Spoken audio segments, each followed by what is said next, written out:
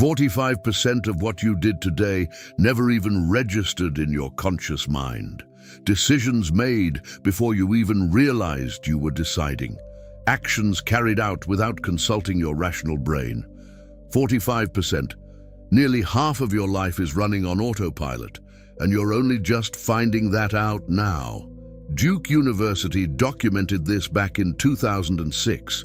This isn't just theory, it's neurological mapping. And the issue isn't that you lost control, it's that you never had it to begin with, because there's a structure in your brain that makes decisions for you, even before your conscious will has a chance to kick in.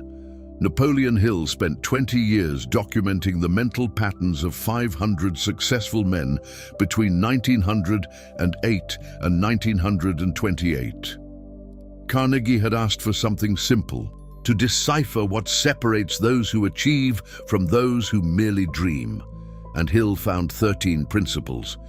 But there was something he recorded that no one ever fully grasped.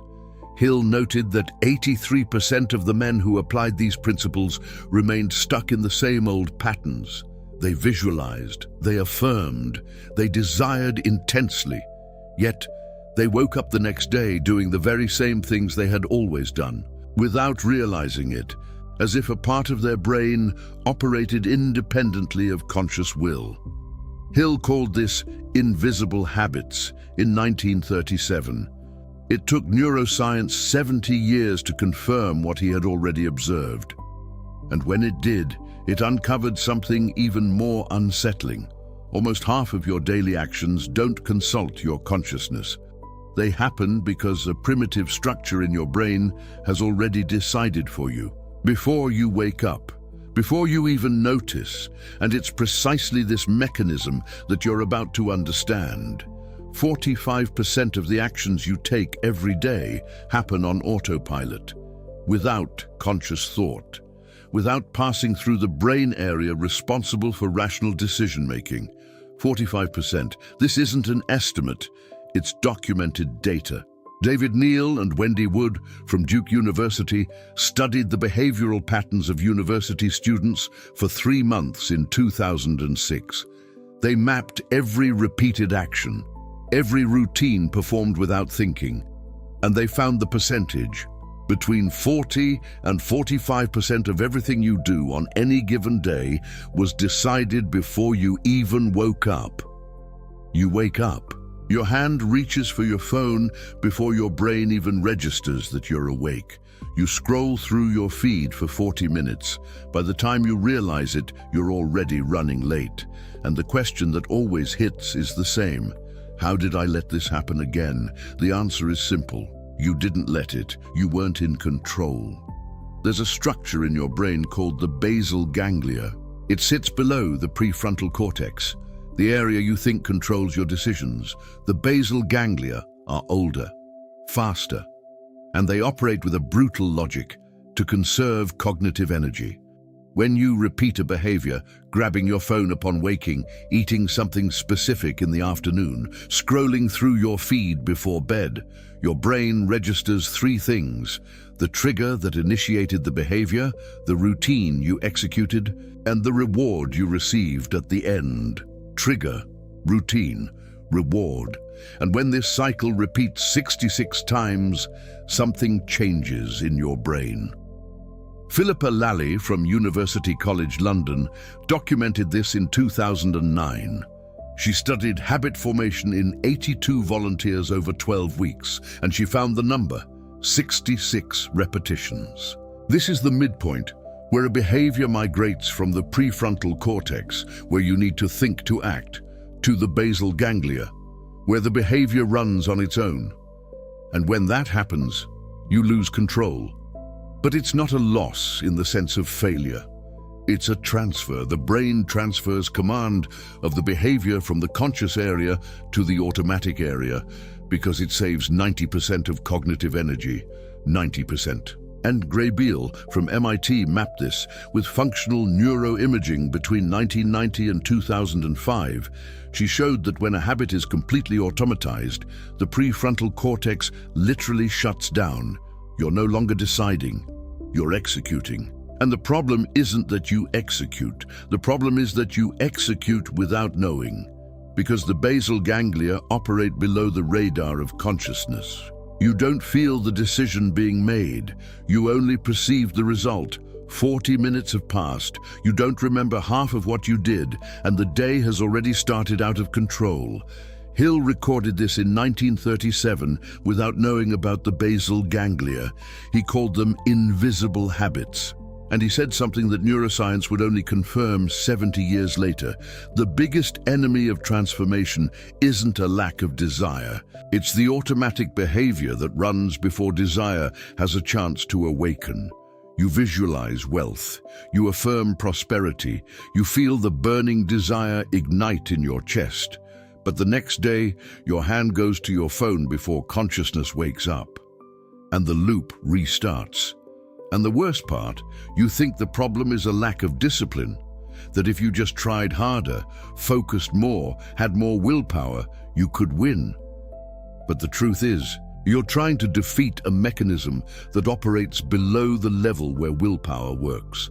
And it's precisely this illusion that we're going to dismantle now. What you just heard changes how we understand control. If that resonated with you, if you realized the problem was never a lack of discipline, then subscribe to the channel right now. Because what comes next is even more precise, and you'll grasp exactly where this illusion of just needing to try harder came from. Now let's dismantle the belief that underpins all of it. The belief is simple, universal, and wrong. You think the problem is a lack of focus, that if you just paid more attention, had more discipline, were more mindful of your choices, you'd have total control over what you do. This belief solidified in the 1990s with the explosion of self-help books centered on conscious willpower. The idea was seductive. You are the captain of your ship. Just grip the rudder more firmly. Pay attention. Decide better. Think before you act. And it makes sense, because the logic seems unassailable. If you're doing something you don't want to do, just stop doing it. If you're repeating patterns that harm you, just become aware and choose differently. Simple as that. The productivity market built empires on this promise. Habit tracking apps, detailed planners, scheduled alarms, visual reminders, all based on the same premise. The problem is, you're not paying enough attention. And when you fail, when you automatically reach for your phone again, when you eat something you didn't want to eat, when you procrastinate on what you promised to do, the conclusion is always the same. You didn't try hard enough. You lacked discipline. You lacked focus. You internalize this as truth, because everyone around you believes the same thing. And when everyone believes it, it becomes collective reality. It becomes the official explanation for everything that goes wrong. Hill saw this happen between 1908 and 1928. Men who applied the 13 principles, who visualized intensely, who had real burning desire, who affirmed every day, but who woke up and did the same things without realizing it, as if conscious will had no power over automatic routines. And the explanation was always the same: lack of persistence, lack of applied faith, lack of commitment. Hill knew there was something wrong with that explanation, because he saw men with genuine faith, with proven persistence, with documented burning desire, stuck in the same loops. And the question he couldn't answer in 1937 was, why does consciousness lose to the automatic? Neuroscience answered 70 years later, and the answer shattered the illusion. Because the problem isn't a lack of attention. The problem is that 45% of your actions don't pass through the area of the brain where attention functions. They pass through the basal ganglia. And the basal ganglia don't consult consciousness. They consult history, the pattern, the last time that trigger appeared and that routine ran, when you wake up and your hand goes for your phone. It's not a lack of discipline. It's the waking up trigger firing the grab phone routine that was repeated 66 times until it became complete automation in the basal ganglia. And you trying to resist with conscious willpower is like trying to stop a moving train with the strength of your arms. The train doesn't stop because conscious willpower operates in the prefrontal cortex and the automatic loop operates in the basal ganglia. They are different areas. Different speeds, different processing power. The basal ganglia process in milliseconds. The prefrontal cortex needs seconds. By the time you realize you're grabbing your phone, your hand has already grabbed it. By the time you decide you won't scroll the feed, your finger has already scrolled, and then you conclude that the problem is you, that you lacked discipline, that you are weak, that you have no control. But the truth is, you were fighting in the wrong arena, trying to defeat an enemy you couldn't see because no one told you the enemy wasn't in your consciousness. It was below it. And this illusion that you just need to try harder, focus more, have more willpower, is what keeps 83% of people stuck in the same place. Because as long as you believe the problem is a lack of conscious effort, you never look at where the problem truly lives, in the basal ganglia, in the automatic loop, in the trigger you haven't identified. And that's exactly what neuroscience revealed when it mapped the real mechanism. Understanding the mechanism is the first step. Reprogramming it is the second. And that's precisely what the mental reprogramming planner does. 21 days of a practical system based on neuroscience and Napoleon Hill's principles to help you eliminate procrastination, build real discipline, and reprogram your mind for high performance. The link is in the pinned comment of this video. Now, let's get into the studies that prove all of this. The basal ganglia are located deep within the brain, beneath the cortex. It's an ancient, primitive structure that developed millions of years before human consciousness existed. Its function is brutal: to conserve energy. The brain consumes 20% of the body's total energy, and most of that energy goes to the prefrontal cortex, the area responsible for conscious decisions. Every time you have to think to decide, your brain burns energy. And energy is a limited resource, so the brain developed a shortcut. Whenever a behavior is repeated enough, it transfers command of that behavior from the prefrontal cortex to the basal ganglia. And the basal ganglia operate with a different logic. They don't think, they execute. The mechanism works like this. You do something, and the brain records three elements: the cue, what initiated the behavior; the routine, what you did; the reward, what you gained at the end. Cue, you wake up. Routine, you grab your phone. Reward, dopamine released by scrolling through your feed. The brain registers this as cue, waking up; routine, phone; reward, dopamine. And the next time the waking up cue appears, your brain already knows what to do. It runs the phone routine automatically without consulting consciousness, because the last time that cue appeared, this routine delivered a reward. For the first few repetitions, you still need to think. The prefrontal cortex is still in command, but with each repetition, the synaptic connection between the cue and the routine becomes stronger, faster, more automatic. And when you repeat it 66 times, something physically changes in the brain. Philippa Lally mapped this in 2009. She studied 82 volunteers for 12 weeks, asking each to choose a new behavior: drinking water upon waking, walking for 15 minutes after lunch, meditating before bed, and monitored how long it took for the behavior to become automatic. The average point was 66 days, 66 repetitions. This is the moment when most people stop needing to think to execute. The behavior has migrated. Anne Gray-Beal from MIT went deeper. Between 1990 and 2005, she used functional neuroimaging to map what happens in the brain during habit formation. And she found something disturbing. When the behavior is still being learned, the prefrontal cortex lights up in the images. Intense activity, energy being consumed. The brain is thinking, deciding, processing, but after 66 repetitions, the prefrontal cortex darkens.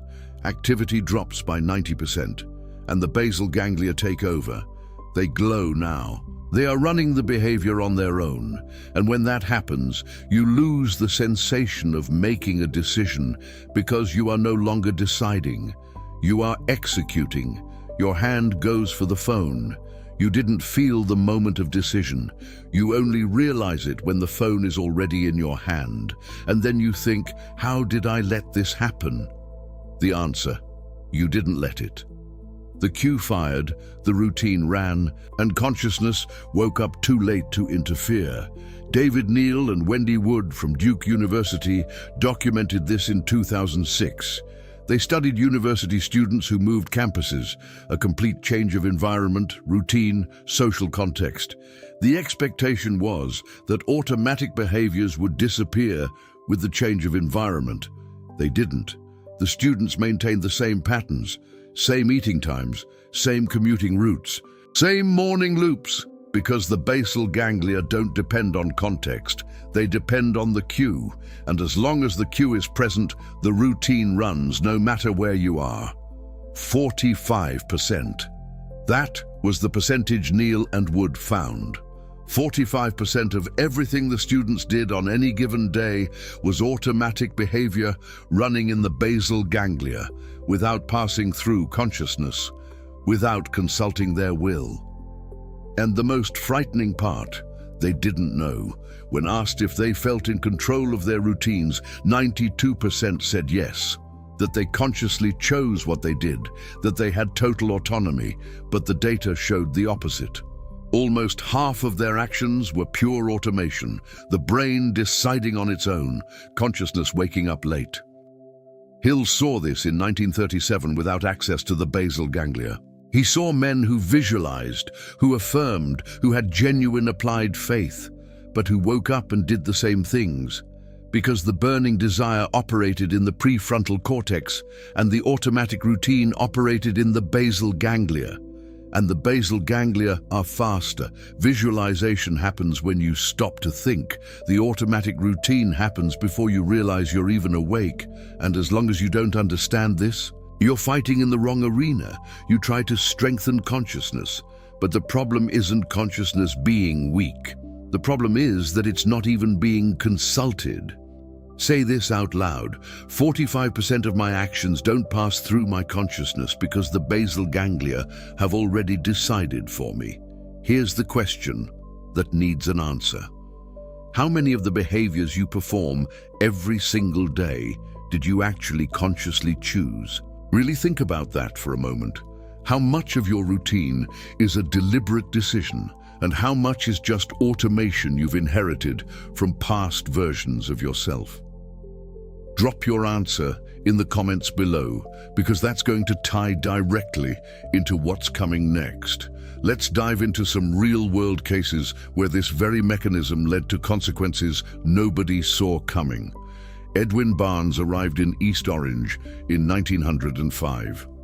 Broke, without connections, just with a burning desire to work with Edison. Edison hired him, not to invent, to sweep the workshop. Barnes accepted, because the goal wasn't the salary. It was to be near the man he wanted to become, to observe, to absorb, to learn. But something happened in those first 5 years. Barnes would wake up, go to the workshop, sweep, go home, repeat the next day. His brain created a loop. Trigger morning, routine, go to workshop, sweep, go home, reward salary at the end of the month. And after 66 repetitions, the loop became complete automation. Barnes no longer needed to think to go to work. His body went on its own. His mind switched off. He was on autopilot. And the burning desire? It was still there, burning, but operating in a different area of the brain. The desire was in the prefrontal cortex, and the automatic routine was in the basal ganglia, and the basal ganglia are faster. He would wake up wanting to be Edison's partner, but his hand would grab the broom before his consciousness awoke. This lasted 5 years, Until in 1910, Edison created a new machine, the dictaphone, and the company's salespeople refused to sell it. They thought it wouldn't work, that no one would buy it. Barnes saw the opportunity, but he had to do something before seizing it. He had to break the automatic loop he had created over the past 5 years. He had to interrupt the morning trigger from firing the broom routine. He identified the exact trigger. It wasn't waking up. It was seeing the workshop door, because whenever he saw the workshop door, the enter and sweep routine would automatically run. So he changed his route. He stopped walking past the workshop door. He entered through the office. He asked Edison to let him sell the dictaphone. Edison agreed. Barnes sold so much that he became the exclusive distributor. He became a millionaire, not because he had more burning desire, but because he broke the automatic loop before implementing the desire. Hill documented this in 1937, and he said something that neuroscience would only confirm 70 years later. Burning desire without trigger redesign is just intention that never turns into action. Now look at yourself. You wake up, your hand goes to your phone. You scroll through the feed for 40 minutes. Before you know it, you're already late. It's not a lack of discipline. It's the trigger routine reward loop operating before consciousness awakens. Trigger, waking up, routine, phone, reward, dopamine, and you trying to resist with willpower is like Barnes trying to become Edison's partner while continuing to sweep the workshop every day. The intention is there, but the automatic loop is faster, so the perspective needs to change. Now, the problem isn't that you lack discipline. The problem is that you are trying to overcome a mechanism that operates below the radar of consciousness, with tools that only work above it. The solution isn't intensified willpower, it's trigger redesign. You won't try harder not to pick up your phone. You will identify the exact trigger that fires the phone routine, and you will change the trigger before the loop has a chance to run. If the trigger is waking up and seeing the phone on the nightstand, you remove the phone from the nightstand, put it in the bathroom, or in a drawer, or in another room, anywhere that isn't the first thing you see when you wake up. This isn't a productivity hack, it's trigger reprogramming, a concept documented by Charles Duhigg in 2012, based on Graybiel's research. You don't change the routine directly. You change the trigger that fires the routine, and when the trigger changes, the loop doesn't run. Barnes didn't try to have more discipline to stop sweeping. He changed his route. He avoided the workshop door. The trigger disappeared. The loop stopped running. And then the burning desire had room to turn into action. You need to do the same. Identify the 3 automatic behaviors that run every day without you noticing, and identify the exact trigger for each one. Not the routine, the trigger, because as long as the trigger is present, the routine will continue to run, no matter how much you visualize, no matter how much you affirm. The basal ganglia are faster than consciousness, and until you redesign the triggers, they will continue to decide for you now. The burning question.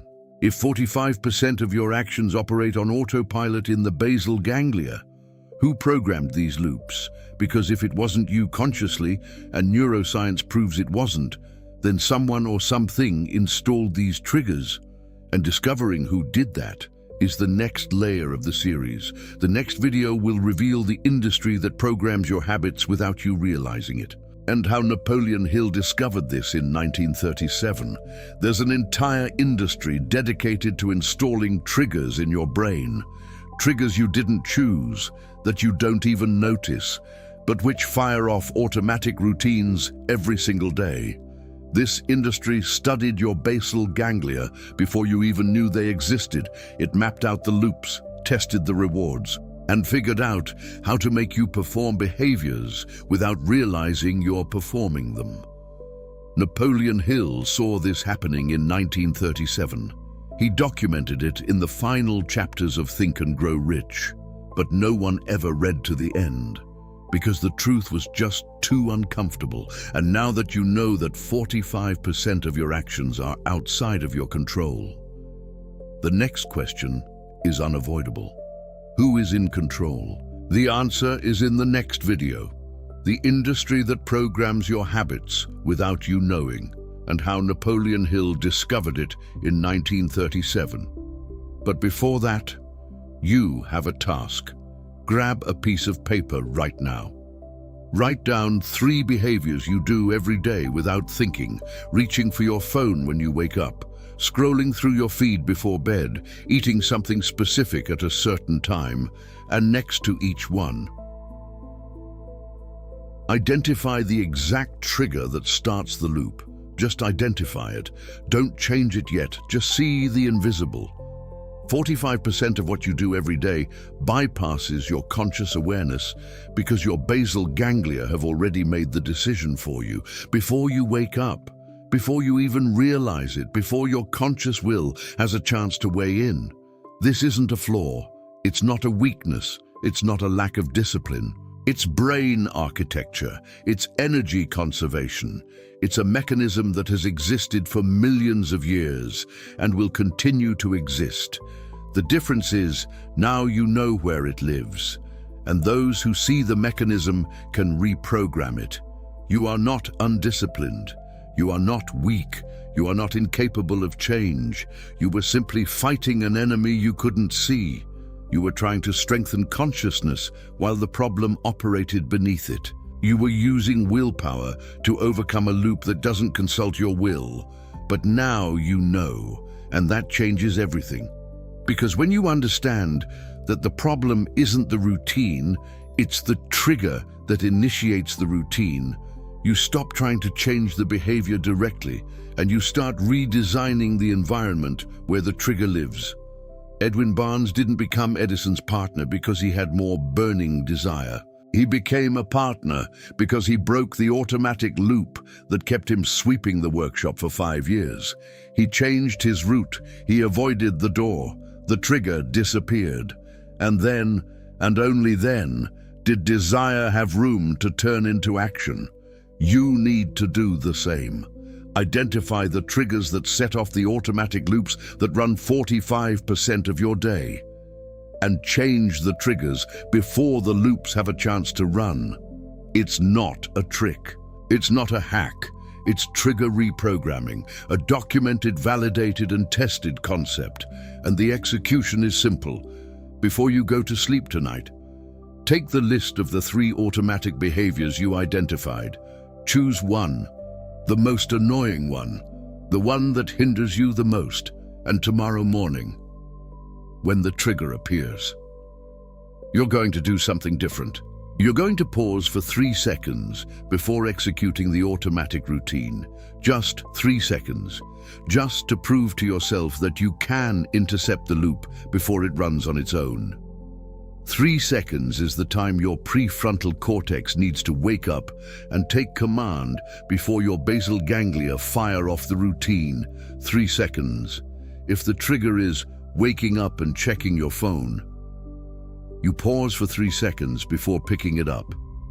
If the trigger is opening the fridge when you get home, you pause for 3 seconds before opening it. If the trigger is sitting on the couch and turning on the TV, you pause for 3 seconds before turning it on. Just 3 seconds. Just to prove that autopilot only controls those who don't know it exists. And when you pause, when you feel the loop trying to run and you hold it for 3 seconds, you will feel something you haven't felt in years. Real control, not an illusion of control. Control over the mechanism that operated invisibly.